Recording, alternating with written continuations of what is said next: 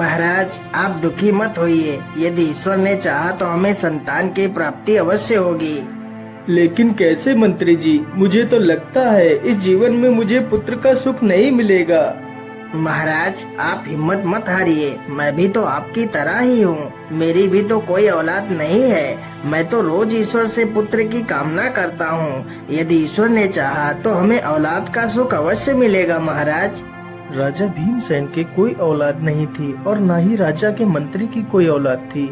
वह दोनों कभी कभी इस बात को लेकर काफी चिंतित हो जाते थे।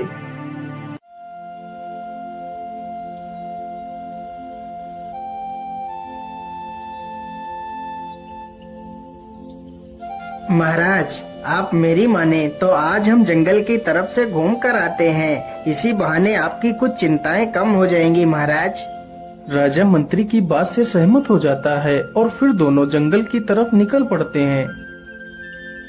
वैसे महाराज, मैं जब भी किसी विषय को लेकर चिंतित होता हूँ तो मैं इसी प्रकृति की सुंदरता को देखकर अपना हृदय शांत कर लेता हूँ।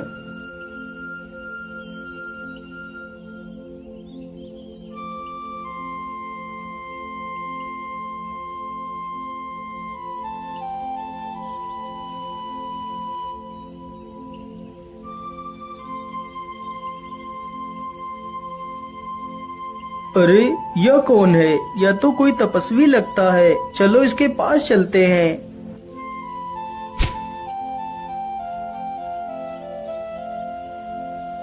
प्रणाम बाबा। तुम्हारा कल्याण हो पुत्र। बोलिए, तुम कौन हो और तुम्हारा यहाँ आना कैसे हुआ? हे तपस्वी बाबा, मेरा नाम भीमसेन है और मैं इस राज्य का राजा हूँ और ये हमारे मंत्री जी हैं। बोलिए महाराज, आपका यहाँ आना कैसे हुआ? बाबा, बस मेरा मन थोड़ा सा अशांत था तो हमने सोचा कहीं से घूम कर आते हैं और जंगल में घूमते घूमते हमें आप मिल गए। क्या बात है महाराज, आपको किस बात की चिंता है? आप तो एक राजा हैं और राजा को चिंता शोभा नहीं देती।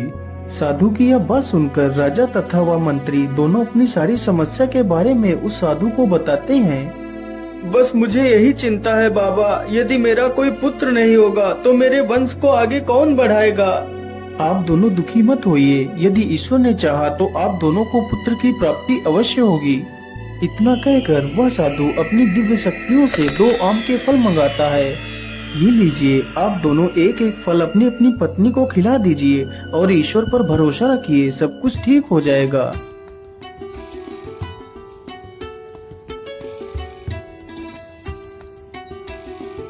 फिर वे दोनों साधु का धन्यवाद करते हैं और वहाँ से चले जाते हैं।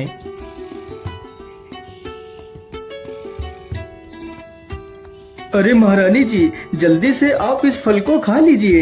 यह फल हमारे जीवन में खुशियाँ भर देगा। रानी ने जल्दी से उस फल को खा लिया। उधर मंत्री की पत्नी ने भी उस फल को खा लिया। धीरे धीरे समय बीतता गया। उन दोनों के घर में एक एक पुत्र ने जन्म लिया। पूरे राज्य में जैसे मानो खुशियों का भंडार खुल गया हो। धीरे धीरे समय बीतता गया। वे दोनों बच्चे साथ में ही रहते तथा साथ में ही खाते और साथ में ही खेलते थे। उन दोनों के बीच बहुत गहरी मित्रता हो जाती है।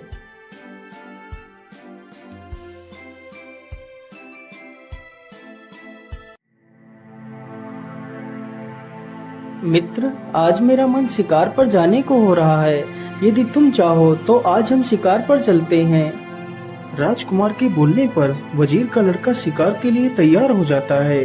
दोनों जल्दी से अपने अपने घोड़े पर सवार होते हैं और निकल पड़ते हैं।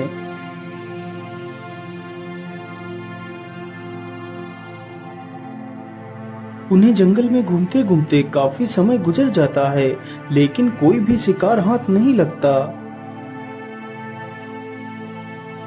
अरे भाई, हमें घूमते घूमते इतना समय हो गया लेकिन कोई भी शिकार हाथ तो लगा ही नहीं। मैं तो बहुत थक गया हूँ। मैं तो अब इसी पेड़ के नीचे आराम करूँगा। तुम ऐसा करो, तुम जल्दी से जाओ और मेरे लिए पानी की व्यवस्था करो। हाँ हाँ राजकुमार, क्यों नहीं, आप यहीं विश्राम करिए। मैं अभी पानी ढूंढ कर लाता हूँ। इतना कहकर वह वजीर का लड़का पानी की तलाश में निकल पड़ता है।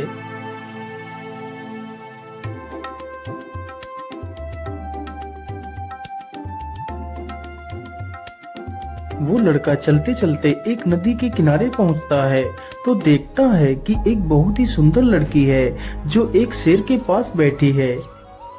अरे इतनी सुंदर लड़की, आखिर यह लड़की कौन है? लेकिन या तो शेर को अपनी तकिया बनाकर बैठी है। इसकी सुंदरता के आगे तो बड़ी बड़ी अप्सराएं भी कुछ नहीं है।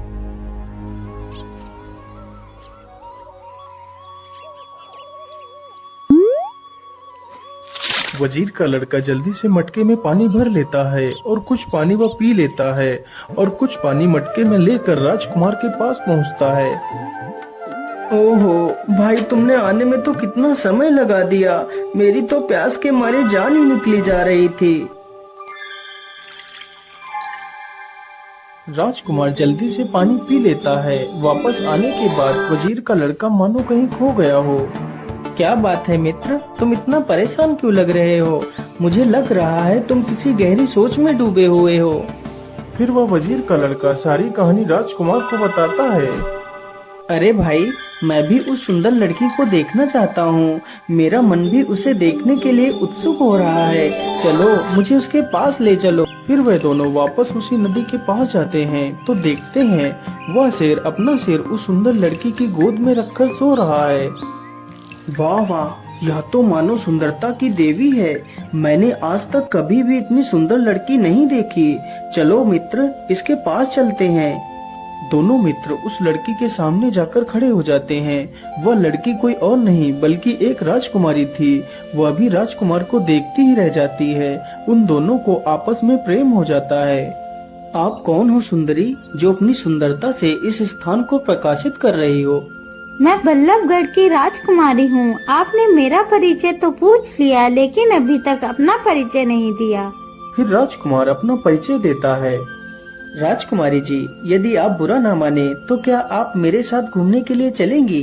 राजकुमार जी, मैं तुम्हारे साथ चलने के लिए तो तैयार हूँ, लेकिन यदि मैं यहाँ से जरा सा भी हिली तो यह शेर जग जाएगा और आपको खा जाएगा। राजकुमारी जी, आप चिंता ना करें, इसे मेरा मित्र संभाल लेगा। राजकुमार की आवाज सुनते ही वजीर का लड़का धीरे से शेर के सिर को राजकुमारी की गोद से हटाकर अपनी गोद में रख लेता है। फिर वे दोनों वहां से चले जाते हैं। कुछ ही देर में जब शेर की आंखें खुलती हैं, तो वह राजकुमारी को अपने पास नहीं पाता।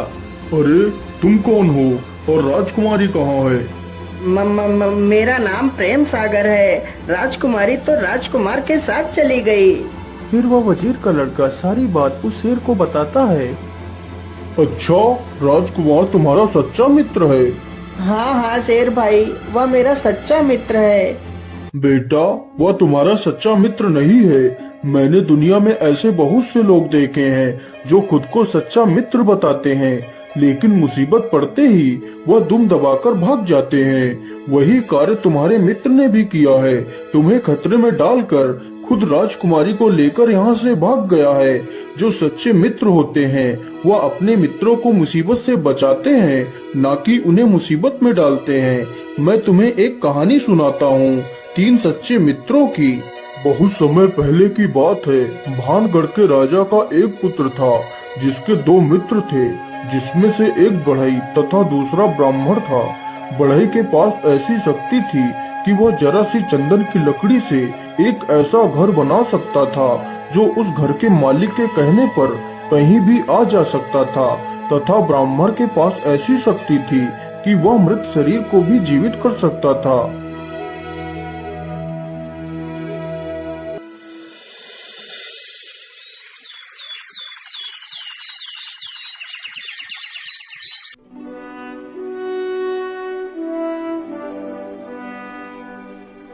अरे पुत्र, मेरे हिसाब से अब तुम्हें जल्दी निकलना चाहिए। तुम्हारे होने वाले ससुर जी तुम्हारा बेसब्री से इंतजार कर रहे होंगे। और हाँ बेटा, तुम वहाँ अकेले ही जाना। अपने मित्रों को अभी वहाँ ले जाने की आवश्यकता नहीं है।